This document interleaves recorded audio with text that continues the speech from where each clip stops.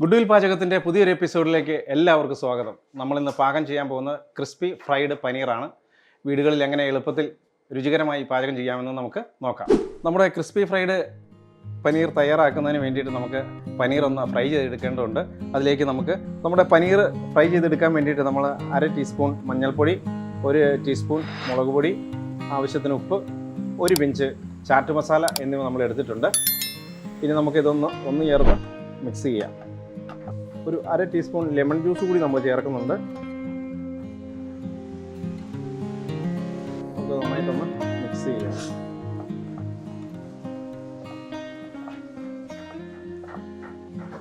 നമുക്കൊരു അല്പം വെള്ളം കൂടി ചേർത്ത് കൊടുക്കാം.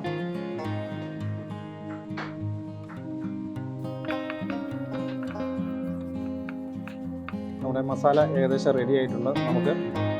ഈ മസാല നമുക്ക് പനീറിൽ തേച്ച് പിടിപ്പിക്കാം. നമ്മുടെ പനീറിലെ മസാല നമുക്ക് തേച്ച് പിടിപ്പിക്കാം. ഇതിനുശേഷം ഏകദേശം ഒരു 15 മിനിറ്റ് നമുക്ക് ഒന്ന് സെറ്റ് ആവാൻ വേണ്ടി വെക്കേണ്ടതുണ്ട്. ഓക്കെ, നമ്മുടെ മസാല റെഡിയാണ്. പനീറിന് നമ്മൾ മസാല ചേർത്ത് കൊടുത്തിട്ടുണ്ട്. ഇനി നമുക്കൊരു 5 മിനിറ്റ് ഒന്ന് സെറ്റ് ആവാൻ വേണ്ടിയിട്ട് വയ്ക്കാം. ഓയിൽ ചൂടായിട്ടുണ്ട്. നമുക്കിതിലേക്ക് പനീറിൻ്റെ പീസ് ഇട്ട് കൊടുക്കാം.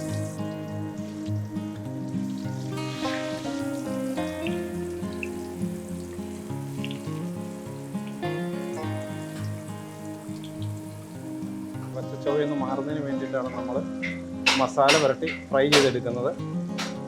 വളരെ ലൈറ്റായിട്ട് ഫ്രൈ ചെയ്തെടുത്താൽ മതിയാവും. നമ്മുടെ പനീർ ഏകദേശം ഫ്രൈ ആയി വന്നിട്ടുണ്ട്. വളരെ ലൈറ്റായിട്ട് ഫ്രൈ ആയാൽ മതി. നമുക്കത് കോരി മാറ്റാം.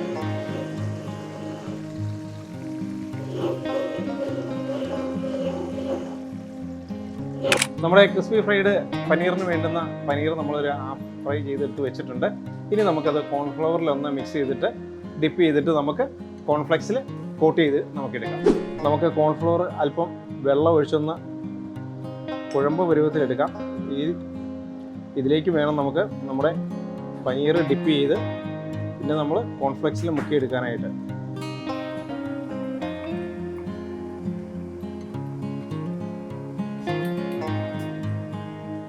നമ്മുടെ പനീർ നമ്മൾ ഫ്രൈ ചെയ്ത് നമ്മുടെ കോൺഫ്ലവറിലൊന്ന് ഡിപ്പ് ചെയ്തിട്ട് നമുക്ക് കോൺഫ്ലെക്സിൽ മുക്കി നമുക്ക് എടുക്കണം. അതിനുശേഷമാണ് നമ്മൾ ഫ്രൈ ചെയ്തെടുക്കുന്നത്. വീണ്ടും നമ്മൾ ഒരു തവണ കൂടി ഒന്ന് ഡിപ്പ് ചെയ്യുന്നുണ്ട്.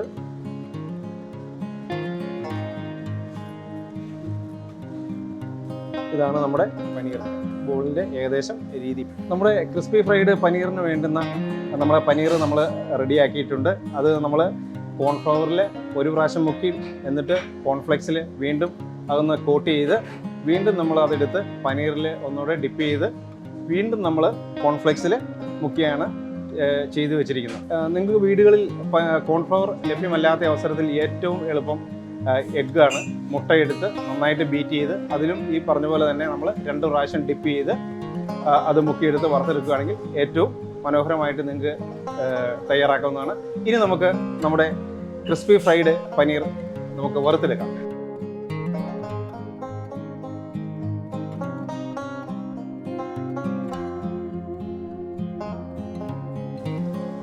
വളരെ ചെറിയ തീയിൽ നമ്മൾ ലൈറ്റായിട്ട് നമ്മൾ ഫ്രൈ ചെയ്തെടുത്താൽ മതി.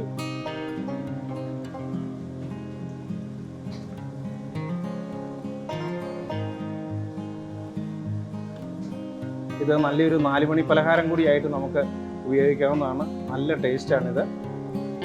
നമ്മുടെ ക്രിസ്പി ഫ്രൈഡ് പനീർ ഏകദേശം റെഡിയായി വരികയാണ്. ഏകദേശം ഒരു 3 മിനിറ്റോളം നമ്മൾ ഫ്രൈ ചെയ്താൽ മതിയാവും ഓയിലിൽ.